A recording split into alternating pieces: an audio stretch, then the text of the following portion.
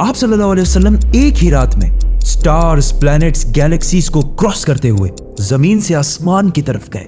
अब अल्लाह ने कुरान में एक जगह फरमाया है कि जमीन और आसमान के दरमियान हर चीज अल्लाह को सजदा करती है, विच मीन्स सारे stars, galaxies, planets, mountains, trees. लेकिन ये कैसे पॉसिबल है? सजदा तो इस तरह होता है। और कभी स्टार्स और प्लैनेट्स को हमारी तरह इबादत करते हुए किसी ने देखा है? लेकिन अल्लाह ने कुरान में बार बार कहा है कि ये सारी चीजें अल्लाह की इबादत करती हैं। तो यूनिवर्स के इन सारी चीजों में कोई ना कोई बात कॉमन, एक जैसी जरूर होगी।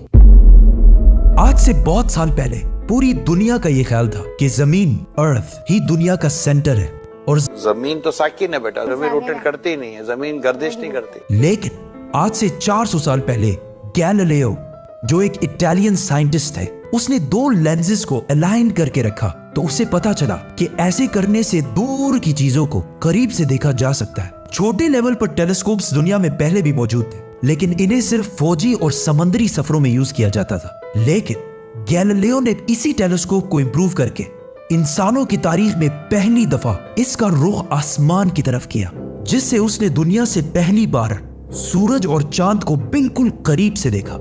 और गैलीलियो ने इन सारों की मूवमेंट को ऑब्जर्व करना शुरू किया। 1300 दुनियाओं को अगर मिला लिया जाए, इससे एक जुपिटर बनता है। गैलीलियो ने देखा कि ये भी बाकी प्लैनेट्स की तरह गोल है, लेकिन जुपिटर के ऊपर जो लाइट है वो महीने के डिफरेंट दिनों में बिल्कुल बदल रही है। और उसने देखा कि वीनस और सैटर्न का भी यही हाल है। अब ये सब कुछ तभी पॉसिबल था कि अगर ये सारी चीजें सूरज के गिर्द घूम रही हो, दुनिया के नहीं।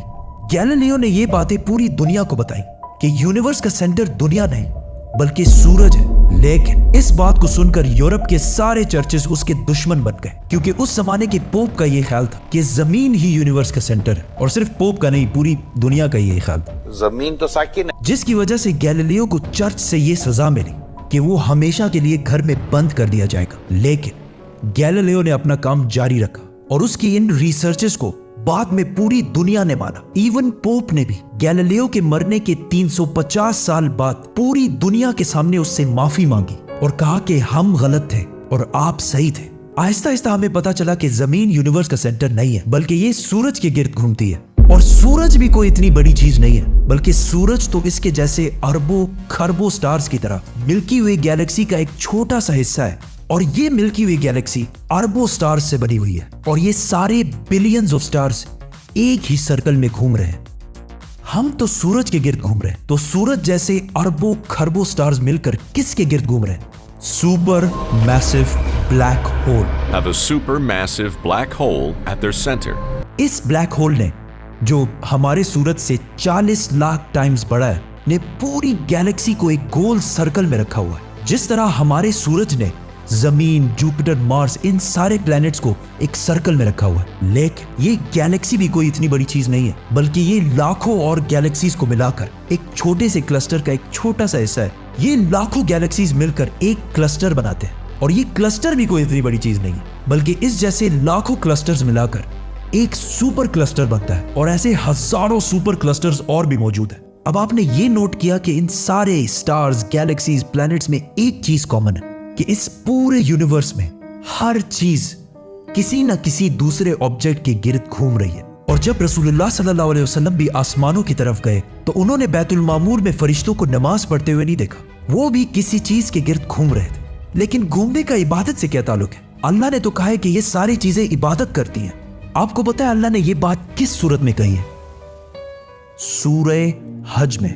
हज में मुसलमान पूरी दुनिया से इस्लाम की सबसे मुकद्दस और होली जगह काबा के पास जाते हैं और बार बार इसके गिर्द घूमते हैं। अब इस सर्कल करने का मतलब क्या है? जब मुसलमान काबा के गिर्द घूमता है तो वो उस वक्त अकेला नहीं घूम रहा होता, बल्कि चांद, प्लैनेट, स्टार्स, गैलेक्सीज, क्लस्टर्स सारों के साथ एक ही इबादत में शामिल हो जाता है। तो ये सारी चीजें हमारी तरह इबादत नहीं करती, बल्कि हम मक्का जाकर इनकी तरह इबादत करते हैं। लेकिन इस आयत में तो लिखा है कि ये सारी चीजें अल्लाह को सजदा करती हैं। सजदा का मतलब सिर्फ हमारे वाला सजदा नहीं है, बल्कि अल्लाह के निजाम के मुताबिक चलने को भी सजदा कह सकते हैं। लेकिन अल्लाह ने इस आयत में सिर्फ स्टार्स, गैलेक्सीज और प्लैनेट्स का नहीं कहा, बल्कि हर चीज, पहाड़, दरख्त, जानवर, सब का कहा है। ये तो सर्कल्स में नहीं घूमते। आज से हजारों साल पहले एंशियंट ग्रीस में ये कॉन्सेप्ट बना कि कायनात की हर चीज एक बहुत ही छोटे पार्टिकल एटम से बनी हुई है, जिसको फिर 2000 साल तक पूरी दुनिया भूल गई। लेकिन आज से 200 साल पहले इस कॉन्सेप्ट पर रिसर्च दोबारा शुरू हुई और साइंसदानों की रिसर्च से पता चला कि एटम सबसे छोटा पार्टिकल नहीं है, बल्कि इसके अंदर और भी पार्टिकल्स हैं, जैसे प्रोटॉन्स, न्यूट्रॉन्स, इलेक्ट्रॉन्स।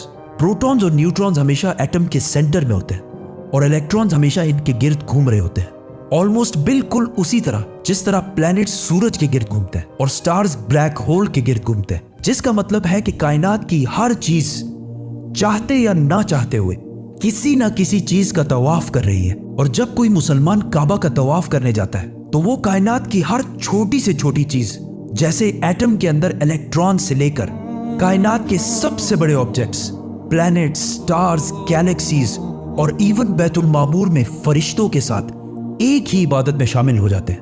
हो सकता है इसीलिए इस्लाम में तवाफ करना सबसे बड़ी इबादत है। तो जब सूरह हज में अल्लाह ने यह फरमाया कि ये सारी चीजें मेरी इबादत करती हैं, तो ये हमारी तरह इबादत नहीं करती, बल्कि हम मक्का में काबा का तवाफ करके इनकी तरह अल्लाह की इबादत करते हैं। लेकिन इन सारी चीजों का तवाफ करने का एक फिक्स टाइम है और जैसे ही ये टाइम पूरा होगा तब हर शख्स मालूम कर लेगा कि वो क्या लेकर आया है।